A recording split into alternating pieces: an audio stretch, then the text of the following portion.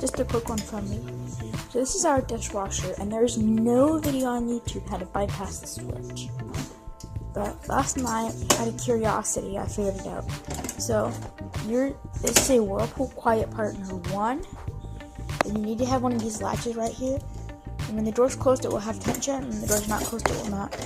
So you're gonna take the toothpick and you're gonna put it right there, and then push down, and then lift it. And you hear it click, like that. And then you're gonna pick up the bottle stopper.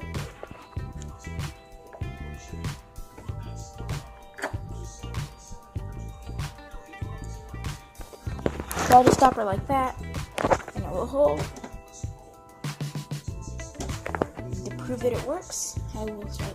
See, there's water entering the tub, like it's supposed to. And to prove that it's going to work, I'm going to start it. And